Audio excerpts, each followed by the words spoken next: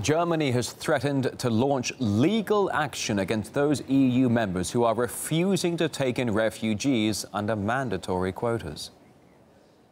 There is no other way of doing it. It will be resolved through the appropriate legal channels. The plan to distribute the migrants among EU members in accordance with their GDP and other economic factors was introduced back in the spring, but it was met with staunch opposition from at least 10 states.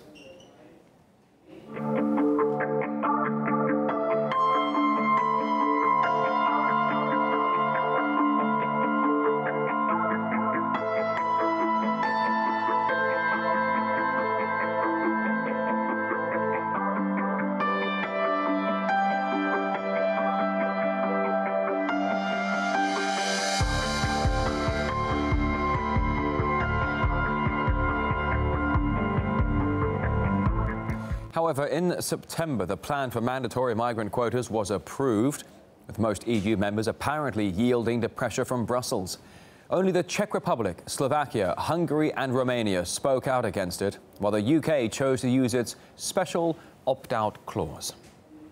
But even those countries that agreed to take part in the relocation scheme still aren't holding back when it comes to their own separate measures to stem the flow of migrants.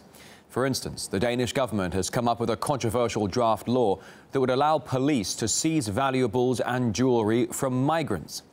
The authorities say they would use the money to fund the refugees staying in the country. But the move's already drawn comparisons with the Nazis who seized valuables from Jews during the Second World War. The Danish example of an EU government taking matters into its own hands may be extreme, but it's not acting alone.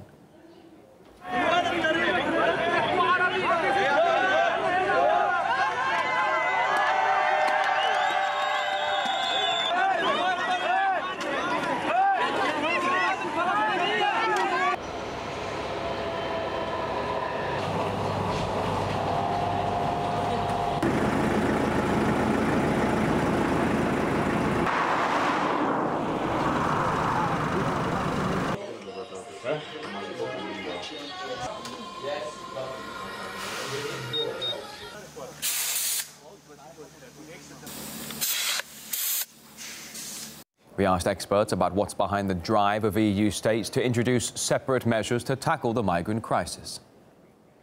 The main reason is, of course, to make it more difficult and less attractive to come to Denmark. It's a way of trying to stop people coming or to make people avoid Denmark. What Sweden is doing now is actually making other kinds of legislations, like taking the identification paper from people coming to Sweden and also making it more, you say, difficult to get an asylum in Sweden. Those countries are in a trap. They went into the scenario of EU knowing that Germany is the strongest EU force, strongest economy in Europe, so they use open threats to get through with their quota ideas, as well as other activities and other problems which split the EU.